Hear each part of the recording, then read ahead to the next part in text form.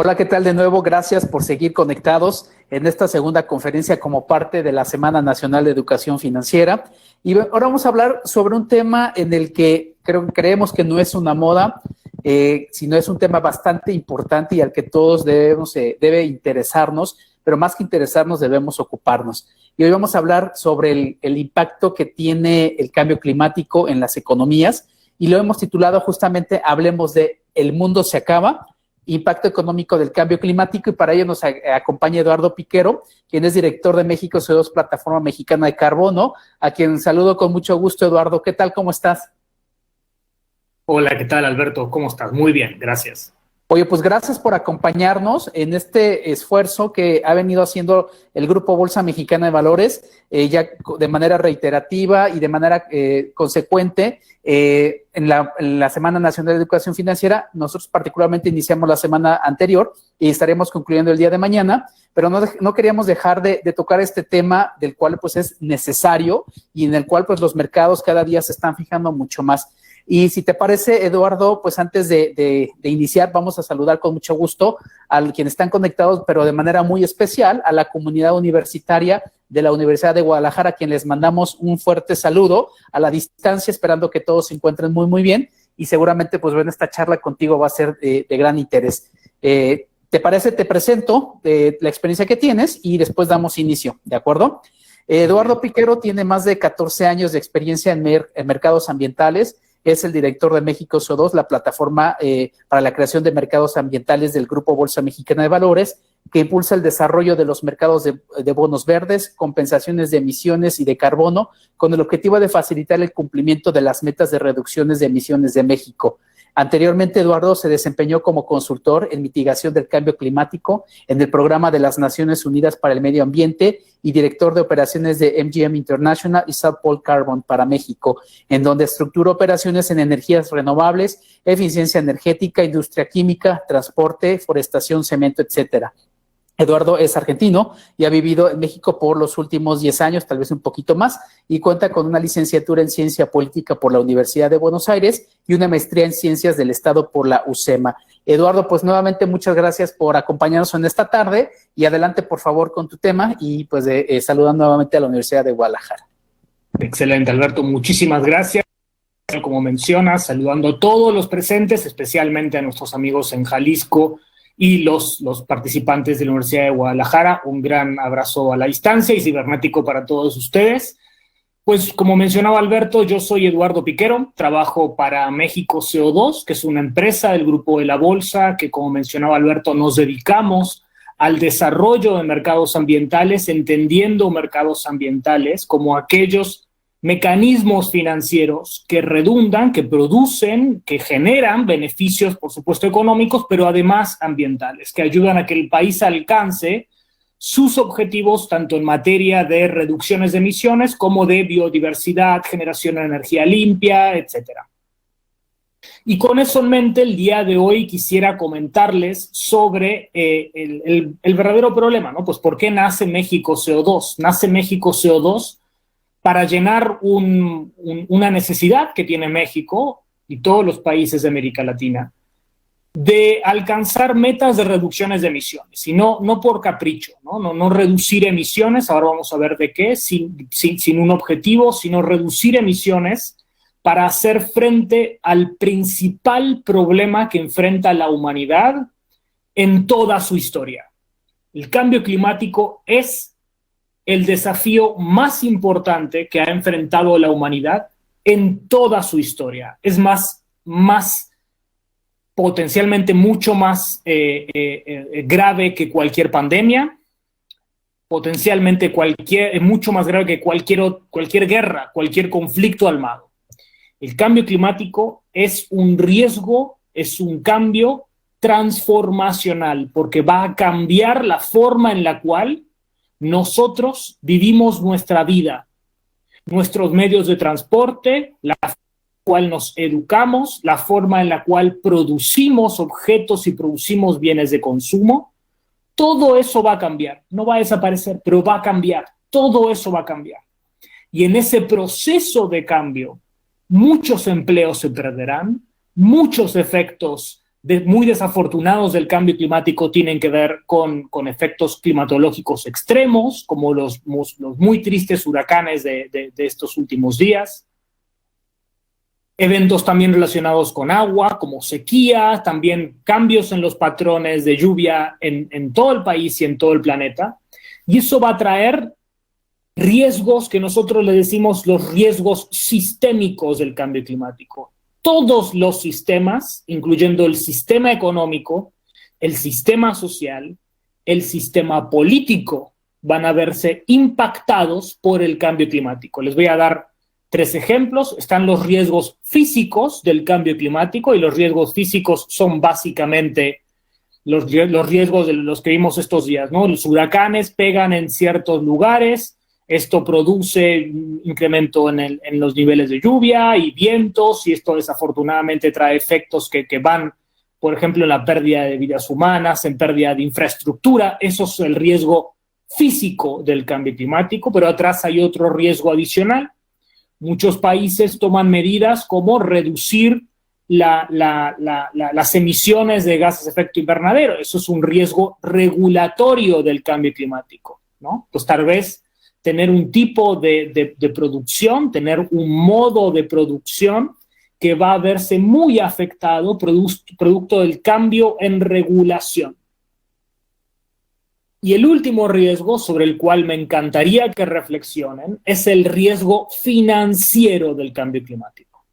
Es decir, que nosotros hoy veamos cierto tipo de infraestructura que nos guste mucho porque hace sentido económicamente, pero esta infraestructura va a cambiar su valor en un plazo, vamos a ver ahora, muy corto de tiempo. Hay una gran industria que está sufriendo mucho el cambio de financiero del cambio climático, que es la industria del carbón, del petróleo y del gas natural.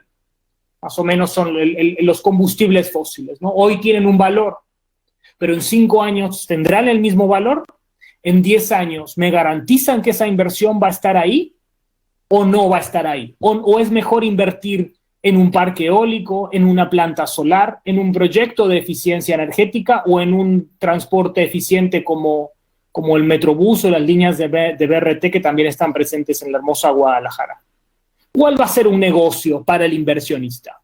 Aquella infraestructura que sabemos que va a estar ahí o la infraestructura relacionada con petróleo, gas, ¿no? Pues los ductos, las refinerías, las estaciones de o también las gasolineras van a estar ahí en un periodo de tiempo. Por eso es que hablamos de los riesgos sistémicos y concretamente el riesgo financiero que el cambio climático expresa para el sector inversionista. Si quieren, ahora vamos a comenzar, por favor, con la presentación y vamos a comentar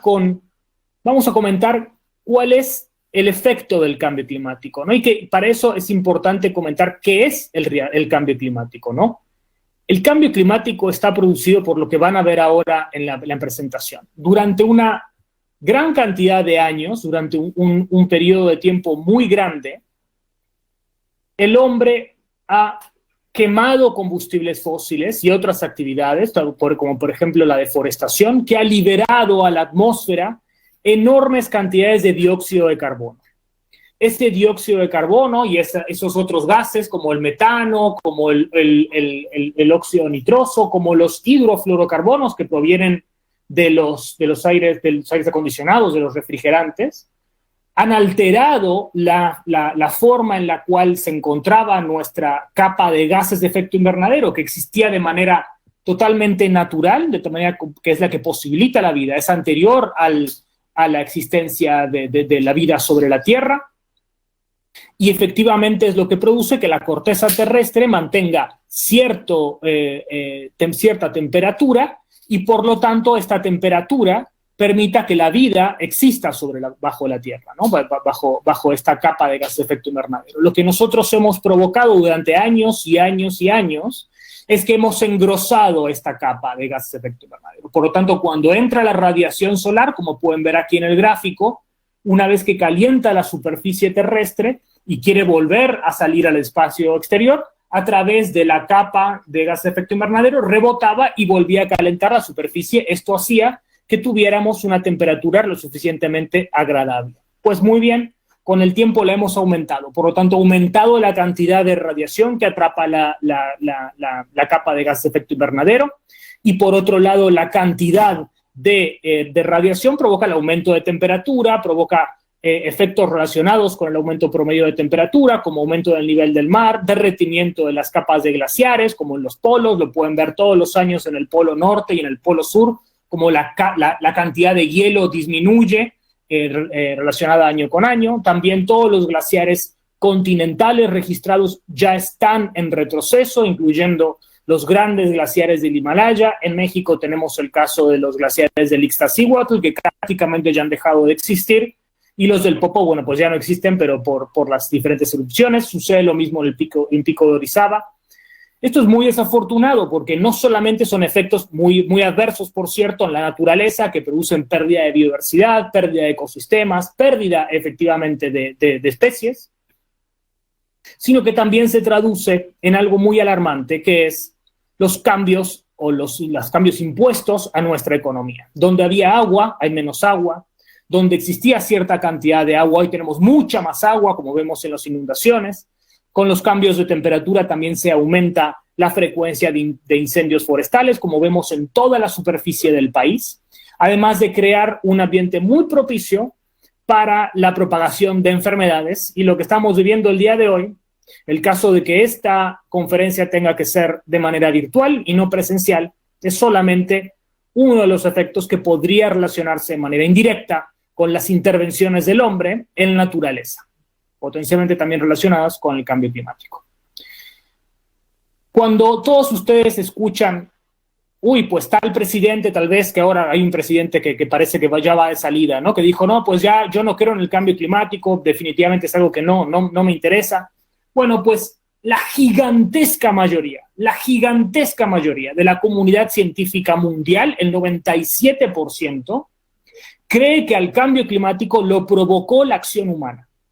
Y esto es importante porque solamente el 3% no está de acuerdo que sea solo la acción humana, sino que hay una acción natural también detrás. Para que se den una idea de esta magnitud, este porcentaje del 97% es superior al porcentaje de científicos que están de acuerdo sobre cómo funciona la gravedad.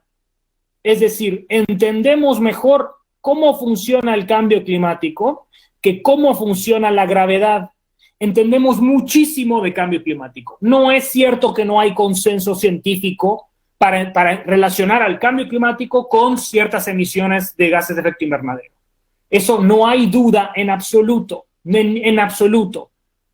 Como les decía, el consenso es abrumador, es apayante, ¿no? Y una de esos casos, tenemos la muy desafortunada pérdida estos días del premio Nobel de Física mexicano, de Mario Molina, quien, entre otras cosas, ayudó a comprender cómo unos gases en particular, los clorofluorocarbonos, provocaban un problema muy relacionado con el cambio climático, que es el agujero en la capa de ozono. Y a él, pues, debemos gran parte de la comprensión del efecto del cambio climático. Para que tengan una idea, la cantidad de energía que ingresa a la Tierra todos los días equivale a una explosión similar a la bomba atómica de Hiroshima por segundo durante los últimos 150 años, producto del cambio climático. Esto equivale a 86.400 bombas atómicas como las de Hiroshima, como si hubieran detonado sobre la Tierra. Esta es la cantidad de energía que tiene que absorber el ecosistema producto del cambio climático. Estamos hablando de una cantidad de energía enorme que ha crecido de manera exponencial durante los últimos años, producto del cambio climático, que no tiene límite todavía al día de hoy. Si seguimos con esta trayectoria, si seguimos en esta ruta de emisiones, el efecto en el incremento del nivel promedio del mar va a ser devastador. Pueden ver aquí unas proyecciones al año 2100, que muchos de nosotros tal vez no estemos, pues por ejemplo yo tal vez no esté, tal vez Alberto o pues tampoco no estemos, pero muchos de los que están aquí conectados sí van a estar, porque no falta tanto tiempo, falta 80 años. Y el hombre cada vez vive más. Y además nuestra especie va a seguir estando sobre la Tierra. Lo que pueden ver aquí es una proyección de cómo aumentará el nivel del mar y su afectación en América del Norte. Aquí está para que puedan ver las principales afectaciones. La península de Florida ha quedado varios kilómetros bajo el nivel del mar. La ciudad de Nueva York, Filadelfia, donde se definieron las elecciones este año, también ciudades costeras como Baltimore, Washington, quedarían totalmente bajo el nivel del mar. Gran parte de San Francisco bajo el nivel del mar. Los Ángeles, en México, gran parte de la península de Baja California, desde donde los saludo a todos. Grandes partes de Veracruz, Tabasco, la península de Yucatán. En América del Sur también lugares pues, donde vive muchísima gente, como el delta del Río de la Plata. También en Brasil, en la península, bueno, pues casi toda la cuenca del Amazonas, gran parte del litoral de Colombia. Pues la gente en Nicaragua va a estar muy feliz porque van a tener otro canal de Panamá para comunicar los dos océanos si no detenemos el aumento del nivel del mar. Por eso es que hay que ser muy, muy concretos con que los efectos van a ser iguales para todos, especialmente para aquellos países que van a sufrir estos efectos, y como México, que se encuentra en la ruta de, pues ya saben, ¿no?, casi todos los huracanes. El costo de defendernos del cambio climático es muy alto y va a ser muy alto para los gobiernos y también para toda la economía, para el resto de la economía. Lo que pueden ver aquí es un mapa de cuánto va a costar defender estas 10 ciudades al año 2070. Pueden ver aquí que defender la ciudad de Miami, donde ya hay un montón de obras para hacer que el agua salga de manera más rápida cuando tiene inundaciones, que por cierto ya son muy grandes, alcanza los 3.500 millones de dólares. Costos que por supuesto van al contribuyente, ¿no? Pues la ciudad de Guangzhou, la antigua Cantón, en China, más o menos por el mismo valor. 2.000 millones de dólares en Nueva York, ya están construyendo ahí en el fin de la península una defensa costera. Calcuta, Shanghai, Mumbai, Tianjin, Tokio, Hong Kong, Bangkok también o proyectan costos entre los 2 y el 1.000 millones de dólares en total de obras de infraestructura. Pensemos cuánto va a costar defender Cancún. ¿Quién va a defender Cancún? ¿Dónde vamos a sacar los recursos para defender Cancún? Porque así como hay que defender a Cancún, hay que defender a Villahermosa, hay que defender a varios lugares de Veracruz, entre ellos Miatitlán, Coatzacoalcos, el mismo puerto de Veracruz. ¿De dónde vamos a sacar los recursos para defender todos estos lugares estratégicos? Que además hay poblaciones muy vulnerables en muchos de ellos. Gente que ya no va a poder vivir en los lugares donde vivía. ¿Están preparados nuestros gobiernos, nuestros estados, nuestros municipios para hacer frente a estas nuevas necesidades? Y sobre todo, ¿el contribuyente está preparado para desembolsar estas enormes sumas de dinero? Estas son las grandes preguntas de política fiscal que se va a hacer este gobierno y todos los que vengan de los diferentes órdenes de gobierno. ¿De dónde van a salir los recursos?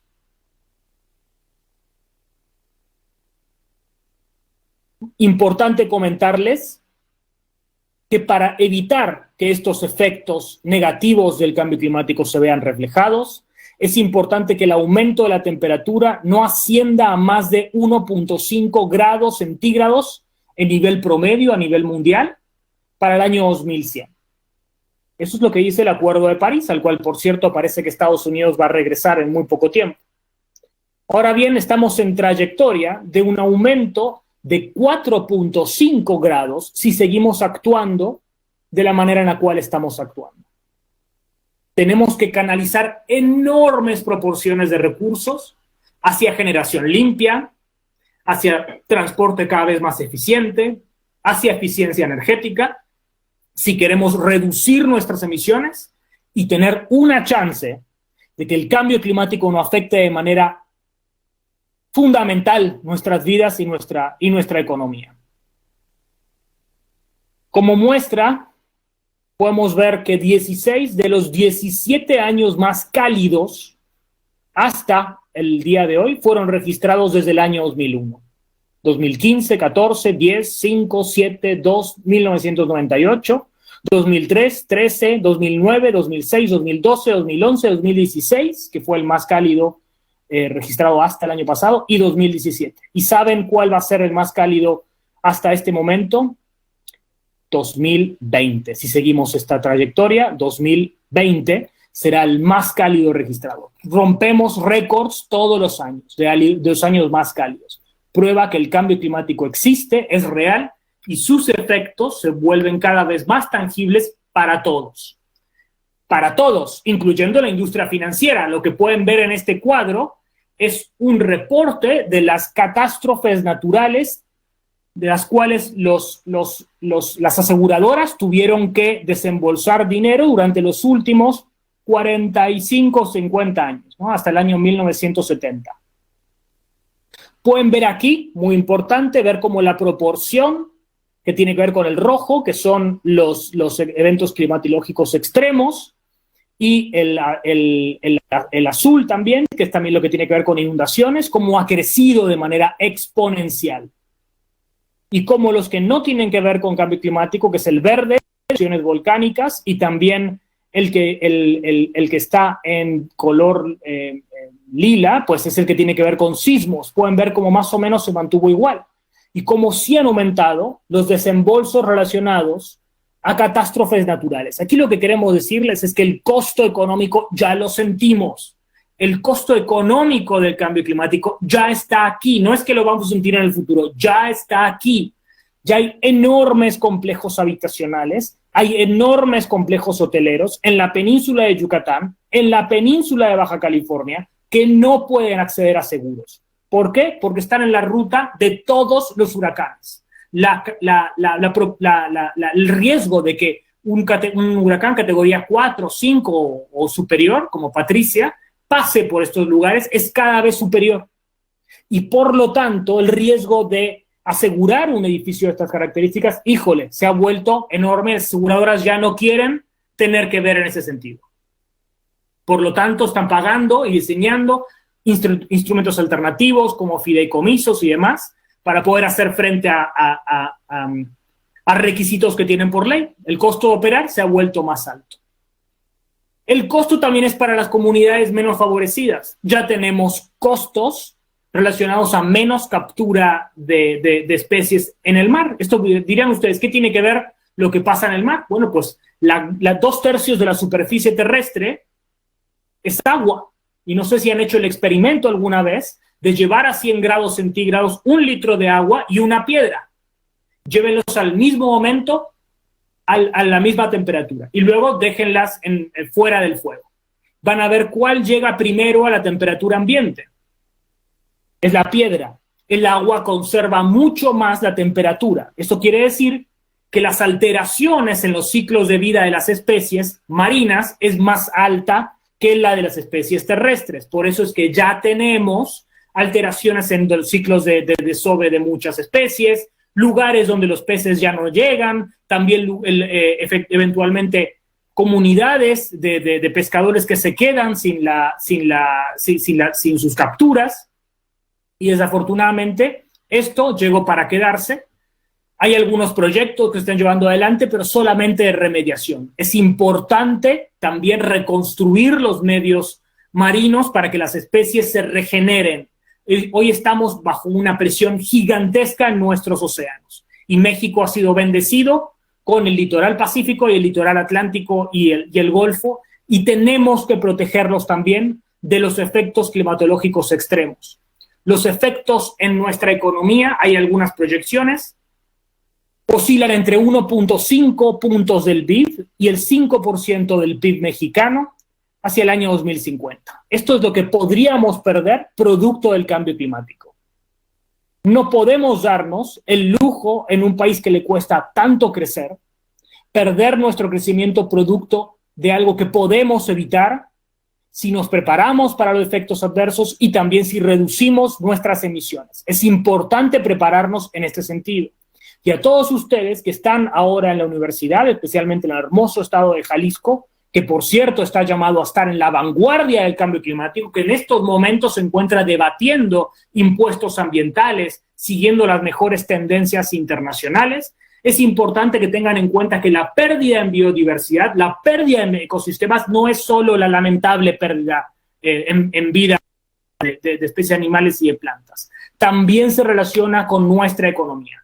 Aquí pueden ver un aumento del 1.5 grados centígrados en México llevaría al 6% de extinción de las especies de insectos, al 8% de extinción de especies de plantas, al 4% de vertebrados y entre el 70 y el 90% de nuestros corales. Ahora bien, si el aumento es de 2 grados, y fíjense que estamos en trayectoria de 4, perderíamos el 18% de insectos, el 19% de plantas, el 8% de vertebrados y más del 99% de nuestros corales, que son fábricas de peces.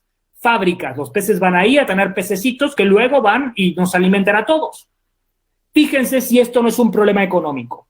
Esto es un problema social y económico en potencia para cualquier administración de cualquier signo político y tenemos que prepararnos porque además es un problema para el sector privado. Aunado a esto, y ya me voy a dejar de las malas noticias, ya no les voy a decir más malas noticias, aunado a esto, tenemos el gigantesco problema de las enfermedades. El cambio de temperatura provoca que hay lugares donde antes estas especies no podían vivir, donde ahora sí pueden vivir, y una prueba de esto es el mosquito del dengue, que antes no llegaba a lugares tan populosos como la Ciudad de México o Querétaro, y hoy ya se detecta en estos lugares. Todavía no tiene el virus del dengue, pero muy pronto ya lo va a tener. Esto quiere decir que nuestras poblaciones tienen que comenzar a vacunarse, tienen que tener cuidados con estos vectores de enfermedades, la malaria entre ellos también es algo que viene pasando, y desde ya lo que sufrimos al día de hoy, un virus que se transmite de persona a persona, nos tiene que servir de ejemplo. Este es un simulacro, solamente un simulacro de los efectos del cambio climático. Si queremos estar preparados, tenemos que aprender de lo que estamos sufriendo al día de hoy para luego, en el futuro, tomar las medidas que nos permitan hacerle frente. Y sobre eso ahora quiero hablarles, porque hay varias cosas que se han podido desarrollar en varios frentes contra el cambio climático y afortunadamente en México tenemos mucho de lo cual tener orgullo, ¿no? Pues en México, desde el año 2012 existe una ley que hace frente al cambio climático, es la Ley General de Cambio Climático, la pueden encontrar googleando, pues sin ningún problema. La ley fue adoptada por el gobierno de Felipe Calderón, siguió siendo implementada por el gobierno pasado y este gobierno ha seguido su implementación. Para darse una idea, hace muy poco tiempo hubo una reforma en la Ley de Cambio Climático que fue aprobada por unanimidad. Esto tiene que ser algo en lo cual no haya ninguna división política. No tenemos que dejar que haya división política, porque nuestro riesgo es sistémico. Nos afecta a todos. Por lo tanto, bienvenido sea que México ha sido el primer país en toda América en tener una Ley General de Cambio Climático. Luego firmó y ratificó el Acuerdo de París en tiempo récord en el año 2015, donde hay ya metas para reducir emisiones. El 30% de las emisiones mexicanas, el 22% tiene que ser reducida al año 2030 por varios sectores. Generación de industria eléctrica es el primero, ¿no? La generación de electricidad. Luego la gran industria y otros sectores como los residuos y la agricultura deben reducir sus emisiones de manera obligatoria para el año 2030 bajo el marco del Acuerdo de París, al cual muchos de ustedes habrán escuchado este fin de semana, que es al cual Estados Unidos va a retornar después de la salida que el presidente Trump había anunciado. Además, bajo el Acuerdo de París, se compromete a reducir el 51% de sus emisiones de carbono negro, es lo que varias ciudades, incluyendo Guadalajara, tienen en la atmósfera del hollín que causa además un montón de efectos adversos en la salud, desde asma, desde problemas de respiración en los niños y en gente de mayor edad. Híjole, pues tenemos que reducirlo con mejores combustibles y mejores vehículos para evitar que estas emisiones sigan teniendo lugar. Además, se compromete a México de que en caso de existir recursos adicionales de parte de países desarrollados, esta reducción va a pasar del 22 al 40%. Muy importante comentarles que el año que viene, cuando se va a desarrollar la COP es la conferencia de las partes donde los países se reúnen y discuten cómo mejorar sus obligaciones bajo el Acuerdo de París.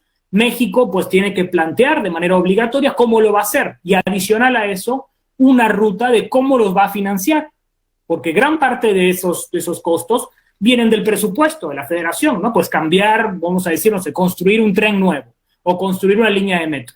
Pero otra porción muy importante va a salir de los inversionistas. Y cuando hablamos de inversionistas, amigos, estamos hablando de ustedes, estamos hablando de mí y estamos hablando de Alberto, que recién lo veíamos, de todos ellos, porque todos tenemos un Afore, todos tenemos un seguro, todos ahorramos algo en nuestro banco. Y ese dinero es destinado a algún tipo de inversión. Al día de hoy todavía no podemos ver a cuál, pero sin lugar a dudas lo vamos a ver.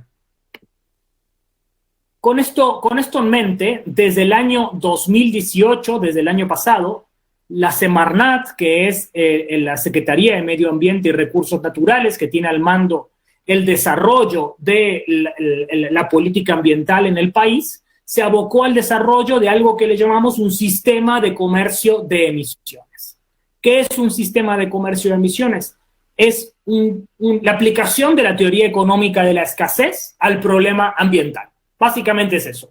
Se usa desde el problema de la lluvia ácida en Estados Unidos, que si alguno alguna vez vio ALF, que era algo que existía pues hace un tiempo y ahora ya no sé si estará en los canales como Cartoon Network o Nickelodeon, que antes lo pasaban todo el tiempo, hoy pues no, ya la verdad es que no lo sé, pero en ALF tenía un gran problema con la lluvia ácida, ¿no? Su ropa se le rompía con la lluvia ácida. Ese problema, gracias a la aplicación de este mecanismo, ya ha dejado de existir en Estados Unidos. Durante décadas se ha intentado aplicar este mismo sistema en los países más desarrollados para reducir las emisiones de gases de efecto invernadero. Vamos a ver ahora de qué va este sistema y cuál es la lógica detrás de él. Básicamente, lo que quiere decir el sistema es que por cada tonelada de dióxido de carbono, que es una medición, ¿no? Una medida de unidad, que emitamos a la atmósfera, cada empresa tendrá que presentar un permiso. Y este permiso estará emitido por la autoridad ambiental. En el caso de México, es la Secretaría de Medio Ambiente, ¿no? Es la Semarnat. Al finalizar el año, tiene que presentar por cada tonelada un permiso de emisión. Y en caso de que no lo haga, tendrá una penalidad o una multa económica, ¿no? Esto no es nada nuevo, existe desde hace varios años en varios lugares. Aquí les armé solamente un pequeño ejemplo. Aquí hay unas industrias, vamos a suponer, una es una acerera que fabrica acero, otra es una petrolera, una refinería de petróleo, otra es una planta de electricidad que produce electricidad a partir de gas, y la última es una planta de cemento, ¿no? Que está quemando grandes cantidades de combustibles fósiles para calentar el clinker y producir cemento. Aquí una emite cierta cantidad de gases de efecto invernadero, va a la atmósfera. Esta otra también emite cierta cantidad de gases de efecto invernadero, también va a la atmósfera. Esta otra, fíjense, también emitió otra cantidad de gases de efecto invernadero, entre ellos dióxido de carbono, y esta última, pues emite muchísimo más. Todo eso va a la atmósfera y tienen que reportárselo a la autoridad. Y esto no es nada nuevo, ya existe en México desde hace unos años que el reporte es obligatorio, se ha vuelto obligatorio el reporte de gases de efecto invernadero, y acto posterior, la Secretaría de Medio Ambiente o la autoridad ambiental competente dice, bueno, pues yo voy a establecer un límite. Si antes emitían tanto, a partir de cierto momento tienen que emitir menos emisiones. Y este límite lo cuantifican, lo llevan a cierta cantidad, ¿no? Que por supuesto tiene que ser un límite descendente de los gases de efecto invernadero. Ya estoy seguro que muchos de ustedes los conocen, pero son el dióxido de carbono, el metano, el óxido nitroso, los hidrofluorocarbonos, los perfluorocarbonos y el hexafluoruro de azufre. Esta cantidad de permisos que tiene la autoridad, pues los puede repartir gratuitamente a las empresas y luego por cada tonelada tienen que presentárselo, o los puede vender en subastas. Usualmente, estimados, se hacen las dos cosas en un mismo país. Algunos se venden en una subasta y otros se reparten de manera completamente gratuita. En este ejemplo, una industria recibe cierta cantidad de permisos, esta otra cantidad de permisos, a esta otra, pues miren, le sobran permisos porque resulta que va a emitir menos porque se cambió a un combustible más limpio, y esta otra también, pues le están sobrando permisos. La maravilla del sistema es que no es solamente un sistema de permisos, sino que permite el intercambio entre las empresas. Es un sistema flexible, enviando esta señal de precios, ¿no? En la subasta y luego en el mercado, en este mercado secundario que aparece aquí, que es que las empresas se conozcan entre sí y vendan estos permisos, pues envía una señal. una señal de precio. Y tal vez hay alguna empresa cuyo precio sea muy, muy barato, ¿no? Te digo, pues la verdad es que yo prefiero salir a comprar estos permisos, y hay alguna empresa que, como les mencionaba, cambie su combustible o desarrolle algún tipo de proyecto y le sobren permisos de emisión. De esta manera, estos permisos de emisión podrán venderse a quien los necesite, fomentando reducciones de emisiones al menor costo posible para todas las empresas participantes. Es decir, siendo el mecanismo más efectivo económicamente para reducir emisiones. Se van a reducir emisiones ahí donde se necesiten. Este mecanismo es súper exitoso, muy exitoso en varios lugares del planeta. Comenzó, por supuesto, en la Unión Europea, también se desarrolló en otros lugares como Suiza, como Nueva Zelanda, pero hace unos 5 años comenzó el desarrollo en el mercado de China, el primer país en vías de desarrollo en adoptarlo, y no desarrolló solamente un mercado, desarrolló 7 mercados en China. Ha sido un volumen récord. En varios estados de Estados Unidos, como California, Nueva York, Massachusetts y varios otros, dentro de poco van a sumarse más. En Canadá, en varias provincias de Canadá, en Australia, en Kazajstán y varios países también en América Latina están en proceso de adoptarlo. Colombia y Chile están en proceso de adopción de un mecanismo similar, y México, a partir de este año, a partir del 1 de enero del 2020, tiene ya un mecanismo de mercado como un sistema de comercio de emisiones que va a ayudar a que el país reduzca emisiones a través de un sistema de permisos o de cuotas. Y muy importante comentarles esto que voy a decirles. Muchos de ustedes habrán escuchado sobre los famosísimos bonos verdes o los famosos bonos de carbono. Y ya con esto termino y no los voy a aburrir más. En un mercado como el que acabamos de comentar, como el sistema de comercio de emisiones, no tienen lugar los bonos verdes. Los bonos verdes son otra cosa. Ocurren en este mercado son las reducciones de emisiones. Y es importantísimo que no los confundan. Una reducción de emisión, o mal llamado bono de carbono, porque no es un bono, ¿no? Pues en verdad no paga intereses, es una reducción certificada, ¿no? Que se van y se certifica que un proyecto reduzca emisiones y se puede vender a estas empresas que veíamos antes, que tienen obligaciones de reducciones. Tienen lugar dentro de un sistema de comercio de emisiones como el que tiene México, a diferencia de un bono verde. Un bono verde no tiene que ver con este mercado, es otra cosa. Cuando escuchen sobre bonos verdes, quiere decir un título de deuda, un gran bono. Un bono es como un gran, gigantesco pagaré, ¿no? Como un pagaré con muchos ceros. Yo, en vez de ir al banco, en vez de ir al banco, pues voy a bolsa, toco la puerta de bolsa y les digo, oiga, pues, Alberto, por favor, ayúdeme a emitir mi bono, porque resulta que quiero, no sé, hacer una nueva planta, refinanciar mi deuda o como sea, y emito este pagaré que es tan grande que no lo compra un banco, sino que lo compran inversionistas institucionales, como las Afores, aseguradoras, etcétera. Ahora bien, este bono es verde cuando los recursos de este bono van a parar a proyectos que reducen emisiones de gases de efecto invernadero. Es decir, que con este bono que emito en bolsa, voy a financiar, no sé, una nueva línea de metro, un parque eólico, una planta solar, un proyecto de agua o algo que tenga que ver con reducciones de emisiones. Pero sirve para otro mercado, no sirve para lo que estábamos viendo. Son dos cosas separadas y yo quería terminar haciendo esta aclaración que me parece muy, muy pertinente para todos los que están aquí, para todos nuestros amigos del gran estado de Jalisco y de la Universidad de Guadalajara. Con esto, pues yo no quisiera aburrirlos más, les voy a dejar, ahí pueden ver el Twitter de México CO2, que es una empresa del Grupo de la Bolsa, como les estaba diciendo, que se dedica al desarrollo de estos mercados. Ahí pueden enterarse de varias noticias y también el mío personal, pues por cualquier cosa, donde también publico algo del desarrollo del mercado local. También les dejo nuestro sitio web, el cual también pueden acceder a mucha información, artículos y algunos documentos de política pública, como un resumen de todo lo que acabamos de comenzar, pues está todo totalmente disponible en nuestra web. Sin más, Alberto, pues hasta aquí tenemos.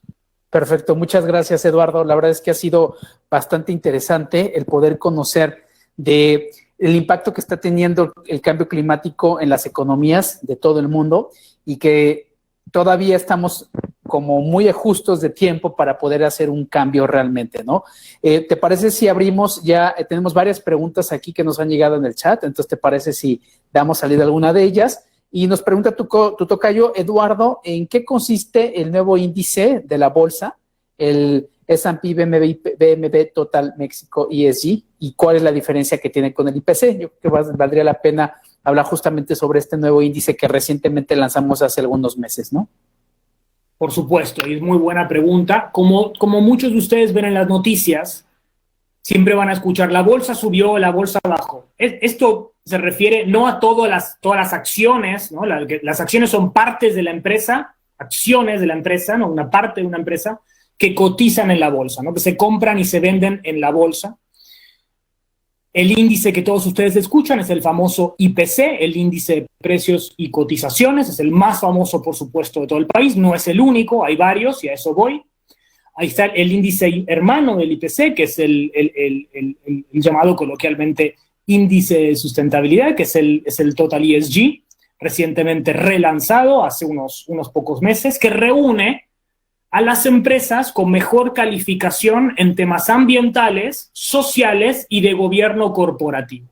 Esta muestra de empresas, que si no me equivoco, Alberto, creo que son 28, sí, son 28, me confirma, así que así es, son 28, se reúnen estas acciones y todos los días pues también cambia su cotización.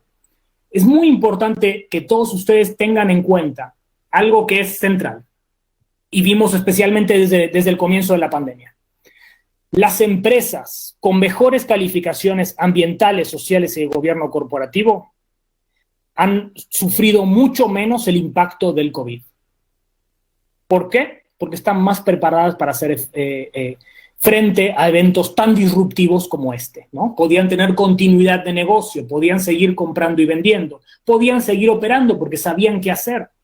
Muchas otras, pues no fue el caso. Entonces, es importante también a la hora de hablar de cambio climático, hablar de continuidad de negocios, porque vamos a enfrentar eventos como este fin de semana en la península de Yucatán, en varios otros lugares. El índice ESG replica a estas 28 empresas, las mejores empresas listadas en bolsa con estas calificaciones, y de hecho ya hay varios inversionistas e instrumentos relacionados para poder invertir en este conjunto de empresas. Por lo tanto, yo animo a todos ustedes para que vean el diferencial que bien le ha ido al índice Total ESG en relación con el IPC. El diferencial más o menos ronda el 10%. ¿Por qué? Porque estas empresas quieren estar en el largo plazo. Se preparan para el largo plazo. Sigan el índice. Hay muchas apps que se pueden bajar. Bájense la app de la bolsa, que es buenísima. La verdad que es muy buena y les va a ayudar para seguir esta información. Y métanse también a conocer las calificaciones de las empresas en su sitio, que son la verdad muy, muy interesantes. Perfecto. La siguiente nos pregunta Cristel, Eduardo, ¿qué ejemplos les podemos dar de los resultados que han tenido los bonos de carbono? Si tendrás por ahí algún par de ejemplos. Claro que sí. Los bonos de carbono, recuerden la última definición, son reducciones de emisiones, o sea, proyectos que reducen emisiones. Vamos a inventar. Hay varios parques eólicos en Oaxaca que producen reducciones de emisiones, que luego se los venden a alguien que los necesita para cumplir en el mercado. Luego también hay varios proyectos de captura de metano, o sea, en rellenos sanitarios. Ahí en cerca de Guadalajara tienen uno, el relleno de Hazards, el relleno de Puerto Vallarta también. Capturan ese biogás, lo filtran, es decir, quitan lo que no les sirve, y el metano, que es este famoso olor a podrido que tiene la basura cuando se descompone, es inflamable, pero tiene un potencial de calentamiento global muy alto, 24 veces más que el dióxido de carbono. Entonces se quema, se pasa por un quemador, literal, ¿no? Un quemador, y se reducen las emisiones desde 24 a 1 porque se sigue emitiendo dióxido de carbono porque se destruye. Ahí pueden, si se animan, y no sé si están abiertos, bueno, supongo que no, el relleno de Hazards lo podían visitar, ahí cerca de Guadalajara. Y hay muchos otros, el proyecto del Verde en Guanajuato, el proyecto también de Culiacán Norte, en Sinaloa, ahí cerquita en Culiacán, el proyecto también, por ejemplo, de Petrotemex en Veracruz. Todos ellos reducen emisiones y les venden estas reducciones a empresas que no pueden reducir, y no pueden reducir no porque no quieran, porque tal vez sea muy caro reducir ahí. Y lo importante, amigos, no es reducir todos, Lo importante es reducir ahí donde sea más barato reducir y donde el impacto en competitividad sea menor. Por eso es que los mecanismos flexibles, como los bonos de carbono, como las reducciones de emisiones, son tan importantes para el mundo el que estamos enfrentando. Perfecto, Eduardo, creo que bastante claro. Aquí nos pregunta Marcos, ¿recomiendas una estrecha relación entre acciones de combate al cambio climático y la economía? Por ejemplo, invertir en soluciones, ideas y métodos para contrarrestar el cambio climático y a su vez incrementar el crecimiento económico. Marco, pues más claro imposible. Ya la respuesta estaba en la misma pregunta. ¿Cómo no vas a invertir en la lucha contra el cambio climático?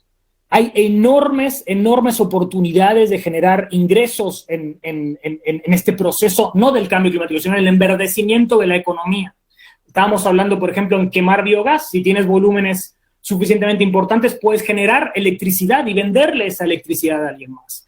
Si eres una gran empresa y emites mucho a la atmósfera, seguramente, identificando ahí donde seas más eficiente y reduzcas tus emisiones, también vas a tener ingresos económicos que van a hacer que repagues estos proyectos. Un gran ejemplo de esto son los cambios de luminarias, ¿no? De hay tanto para hacer, ¿no? En nuestro país queda muchísimo para hacer con alumbrados públicos, por ejemplo, no muy eficientes. El tema de transporte, la enorme revolución en electromovilidad que estamos a punto de vivir. Ya el año que viene el nuevo auto de Tesla va a ser totalmente comercial y lo vamos a poder comprar. ¿Qué van a hacer las grandes armadoras de coches en México para competir con los nuevos coches eléctricos? Por ejemplo, Tesla, ¿no? Pero otros más. Desde ya que cualquier negocio tiene que de ahora en más incorporar los factores de cambio climático para ser exitoso. Sea un proyecto de infraestructura, de cambio de modalidades, o sea un proyecto utilizando tecnología ya vieja, pero que sepa que va a vivir menos en el tiempo. Por eso es que es tan importante que a la hora de ver las inversiones relacionadas con petróleo, con gas y con carbón, tengamos en mente que son tipos de tecnologías que van de salida. Por lo tanto, al ponerle un precio, tengas en cuenta que el precio no va a ser el mismo en muy poco tiempo, que en 2 años va a competir con el Tesla, que en 5 años seguramente va a competir con mucho más, una gasolinera, y que probablemente si eres un vendedor de paneles solares te vas a cansar de vender paneles en la Arabia Saudita del Sol, que es Jalisco, con una radiación solar impresionante, que es increíble que todavía no la aprovechemos al 100%, y llamo también a que todos ustedes, que no tenga un panel solar o que no tenga todavía un calentador, se ponga a hacer las cuentas y las modelaciones para ver en cuánto tiempo se paga, que estoy totalmente seguro que ya se puede pagar en 2, 3 años sin ningún problema. Perfecto. Nos pregunta Flor, ¿qué tan posible es implementar tecnología para poder disminuir la contaminación del aire y las emisiones de carbono? Híjole, pues Flor, buena pregunta. La verdad es que hay tecnologías que dominamos muy bien y son económicamente súper atractivas. Por supuesto, la generación eólica es una de ellas, pero esa solamente la puedes implementar en lugares en que tengas mucho viento. Pero afortunadamente México es, como yo les comentaba, es el Arabia Saudita del Sol. Prácticamente no hay sitio en el país que no tenga buena radiación solar y pues muchos de ustedes en Guadalajara y Jalisco pues tienen una radiación absolutamente envidiable que ojalá un país europeo las tenga. Entonces ahí y además el costo del panel solar ha caído de manera sostenida durante los últimos 15 años a un 10% anual, y 10% anual vas hoy a una tienda departamental y ves que está muy barato, más barato y más barato, y no es porque sean malos, es porque ya la tecnología se ha vuelto muy competitiva. Y muchos de ustedes estarán pensando, híjole, pues ¿por qué no hacemos más centrales de este tipo? Pues ya van a venir, no se preocupen que los cambios regulatorios ya van a venir, pero ahora apuesten por la generación individual, apuesten por la autogeneración. Este es un gran momento para la autogeneración. Hay muchas empresas naciendo en la autogeneración, pero no es lo único. Esto es en el lado de energía. En el lado de eficiencia energética tenemos mucho que hacer, nuevos equipos que permiten capturar calor, captura también de flare gas. Eso, híjole, pues va muy de la mano. Mencionamos recién metano también con el tema de desechos. Reciclaje ha avanzado muchísimo en los últimos años, desechos electrónicos. Las tecnologías han avanzado muchísimo, ni hablar de la electromovilidad, ni hablar, y qué decirles que hace unos años hablar de una batería solar era prácticamente hablar de ciencia ficción, y hoy la puedes encargar a $1,000, o sea, 20,000 pesos, a un proveedor. Por lo tanto, la tecnología ha avanzado muchísimo. Yo los animo a explorar las mejores soluciones disponibles que ya están ahí. No hace falta inventar nada, ya están ahí. Y algunas muy cerca de ser completamente comerciales, como les mencionaba, de la electromovilidad. Perfecto, Eduardo. Ya para ir concluyendo, creo que cerramos con esta pregunta y después tendremos un comentario final de tu parte, pero nos pregunta Cristel, y creo que viene muy el tema. Como jóvenes, ¿qué podemos hacer para llevar en nuestro país una transformación energética sostenible? Bueno, yo creo que ¿qué pueden hacer y qué van a hacer? Porque son dos cosas diferentes. Número uno, ¿qué pueden hacer? Primero, comprometerse a que no van a hacer las cosas igual que las generaciones pasadas, porque no nos ha ido bien. Y esto no es un modelo económico, tiene que haber una forma en la cual estamos relacionándonos con la naturaleza que no es la apropiada.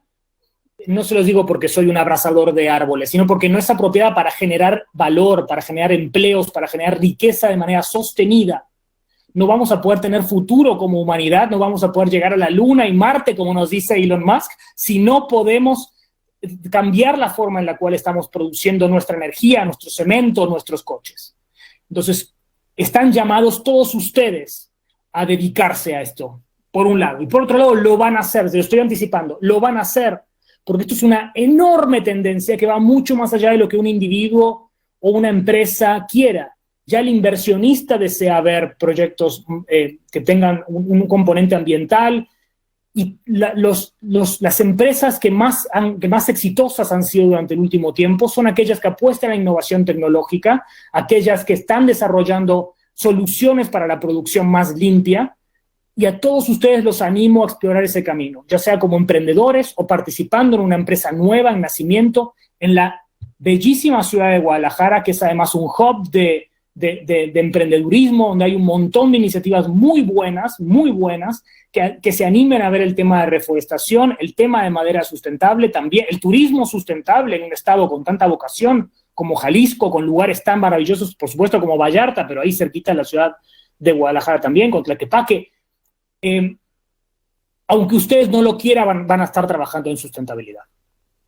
Creo que ese sería mi mensaje. Perfecto, gracias Eduardo. Pues ya para concluir, pues ahora sí, un último mensaje de tu parte, ¿te parece ya para cerrar justamente tu participación en esta Semana Nacional de Educación Financiera? Claro, yo les diría que no se desanimen. Creo que van a venir momentos de muchísima acción.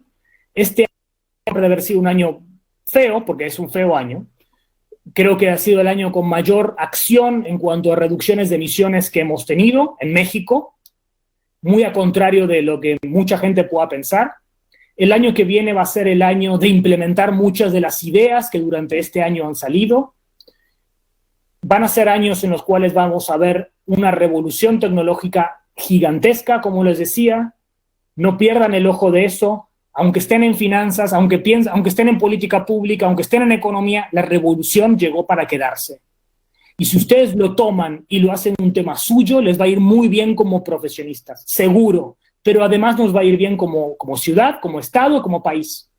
No dejen de hacerlo, no dejen de comprometerse con este tema, porque va a ser buen negocio, porque nos va a ir bien a todos y porque van a ser un futuro en el cual todos vamos a estar. Por lo tanto, yo los animo a seguir estando en este tema, a seguir estudiando y sobre todo a innovar. Hacen falta mucha innovación, hacen falta muchas ideas. Lo que falta no es dinero. Lo que hacen falta son proyectos. Y créanme, esto es así. No hay proyectos en los cuales invertir. Dedíquense a entender cómo planificar un buen proyecto. Eso es algo que la universidad no enseña. ¿Cómo planifico un buen proyecto? Tomen cursos sobre project management, entiendan mucho el project management. ¿Por qué es importante hablar con los clientes? ¿Por qué es importante incorporar estas tendencias en el desarrollo de proyectos? Y así estoy seguro van a cambiar su carrera, pero definitivamente en los años que vengan. Perfecto, Eduardo. La verdad es que un importante y gran mensaje el que dejas a toda la comunidad de la Universidad de Guadalajara y a todos los que están conectados. Agradecerte que nos hayas acompañado, también agradecerte a las más de 1,400 personas que están conectadas en este momento, pues para conocer más, para aprender. Y gracias, Eduardo, nuevamente por estar con nosotros en esta Semana Nacional de Educación Financiera.